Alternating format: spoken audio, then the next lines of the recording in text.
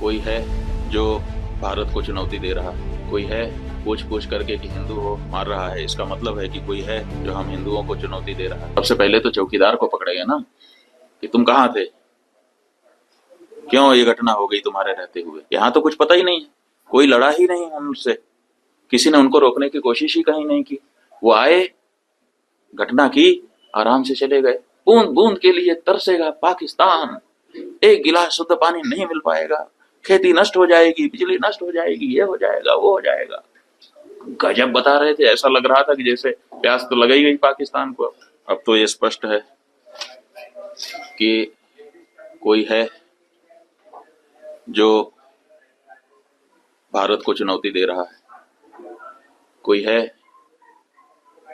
पूछ पूछ करके कि हिंदू हो मार रहा है। इसका मतलब है कि कोई है जो हम हिंदुओं को चुनौती दे रहा है। इसलिए भारत देश को चुनौती है तो भारत देश के नेताओं को, हमारी सरकार को उस चुनौती को स्वीकार करके चुनौती देने वालों को सबक सिखाना चाहिए। जहां तक हम हिंदुओं का प्रश्न है, एक हिंदू धर्माचारी होने के नाते हम भी अपने हिंदू समाज के लिए चिंतित हैं। हम भी इस बारे में मंथन कर रहे हैं कि हमारी सुरक्षा कैसे सुनिश्चित हो सके, क्योंकि जो सरकारें हैं वो तो कहीं ना कहीं असफल हो रही हैं।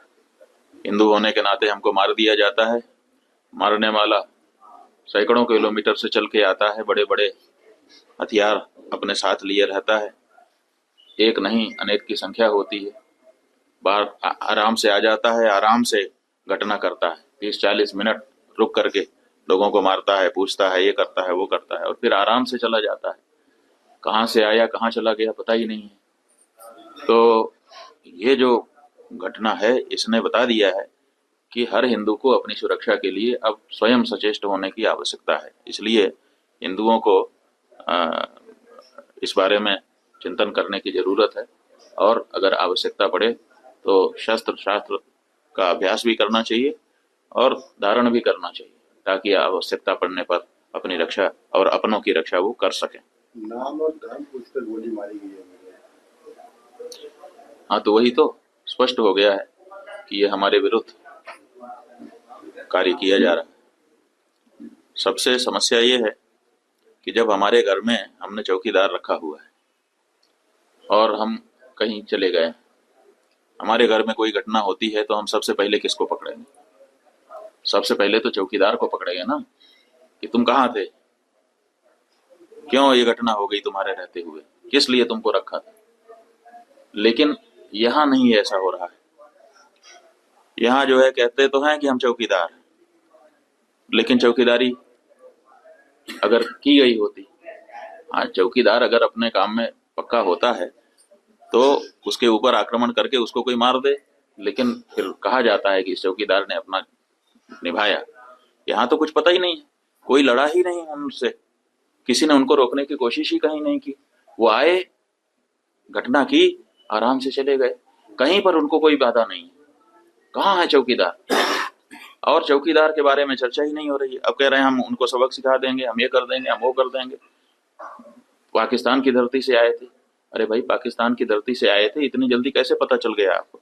और अगर इतनी जल्दी आपको पता चल जाता है तो घटना के पहले क्यों नहीं पता चल गया? और दूसरी बात यह है कि अगर पाकिस्तान से आए तो पाकिस्तान के खिलाफ अच्छी तगड़ी कार्रवाई करिए। आप कह रहे हैं कि हम सिंधु नदी का जल रोक देंगे। आपके पास जल को रोकने या उसको डाइवर्ट करके अपने ही यहाँ अपने ही देश में रख लेने का कोई उपाय ही नहीं है। हमने विशेषज्ञों से पूछा कि अगर हम सिंधु नदी का जल पाकिस्तान में जाने से रोकना चाहते हैं तो हमारे पास क्या व्यवस्था है। उन्होंने कहा हमारे पास कोई व्यवस्था नहीं है। अगर हम आज से शुरू करें कि ऐसी व्यवस्था हम बना ले तो पैसा कितना लगेगा वो तो अभी पूछिए ही मत। अगर पैसा पर्याप्त दे दिया जाए, पैसे के कारण एक दिन भी काम ना रुके, तब भी 20 साल लगेगा, तब हम सिंधु नदी का जल रोक पाएंगे। तो ऐसी परिस्थिति में हम ये कह दे रहे हैं कि हम सिंधु नदी का जल रोक लेंगे। और टेलीविजन के एंकर हमने सुना, वो कह रहे थे बूंद बूंद के लिए तरसेगा पाकिस्तान, एक गिलास शुद्ध पानी नहीं मिल पाएगा, खेती नष्ट हो जाएगी, बिजली नष्ट हो जाएगी, ये हो जाएगा, वो हो जाएगा।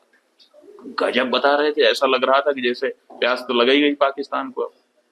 और इधर विशेषज्ञ बता रहे हैं कि हमारे पास पानी को रोक लेने का कोई उपाय ही नहीं है।